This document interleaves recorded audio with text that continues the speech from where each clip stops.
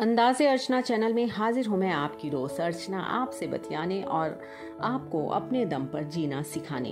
आप सभी का इस्तकबाल करते हैं। दोस्तों, आप सभी ने सुना होगा कि ईश्वर उन्हीं की मदद करता है जो अपनी मदद स्वयं करते हैं, और ये बिल्कुल सच भी है। अगर हम अपनी सफलता के लिए दूसरों पर डिपेंड रहेंगे तो हमें एक दिन अवश्य पछताना पड़ेगा। उन्नति के शिखर पर पहुंचने वाले ज्यादातर व्यक्ति किसी ऊंचे परिवार में जन्म लेने के कारण नहीं, बल्कि उद्देश्यों की उच्चता के कारण ही महान बन सके हैं। ऐसे व्यक्ति जो अभावग्रस्त जीवन जिए, पर फिर भी उन्होंने अपने संघर्ष और परिश्रम से वो हासिल किया जो वो पाना चाहते थे। ईश्वर चंद, जो कि एक गरीब परिवार में जन्मे थे, उनके घर में पढ़ने के लिए प्रकाश की सुविधा भी नहीं थी। वे रास्ते में लगी स्ट्रीट लाइट में बैठकर पढ़ाई किया करते थे। वही बाद में पढ़ लिख कर इतने बड़े विद्वान बने कि लोग हैरान रह गए। ईश्वर चंद ने सर्वप्रथम वर्णमाला की रचना की। आज दुनिया में ईश्वर चंद विद्यासागर के नाम से उन्हें जाना जाता है। ऐसे ही भीमराव अंबेडकर का जन्म अभावग्रस्त परिवार में हुआ और जिंदगी में आने वाली बाधाओं को वो धैर्यपूर्वक पार करते रहे, पर हिम्मत नहीं हारी।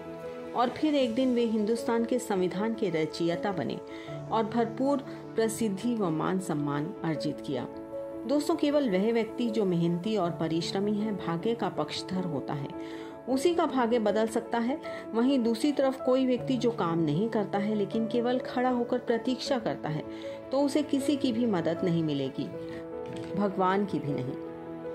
मत सोचिए कि कोई दूसरा आपकी सहायता करेगा। मत प्रतीक्षा कीजिए कि कोई दूसरा आपकी आकांक्षा की पूर्ति करेगा। मत इंतजार करिए कि कोई आएगा और आपका हाथ पकड़कर आपको उन्नति के मार्ग पर ले जाएगा। आप स्वयं ही उठिए और दृढ़ संकल्प और इच्छा शक्ति के साथ उन्नति की राह पर चल पड़िए। यदि आप में कोई विशेषता है तो आपका काम आपकी उस विशेषता को लोगों के सामने अवश्य रख देगा। चलिए दोस्तों, इस कहानी से हम आपको बेहतर बता पाएंगे कि अपनी मदद आप कैसे कर सकते हैं।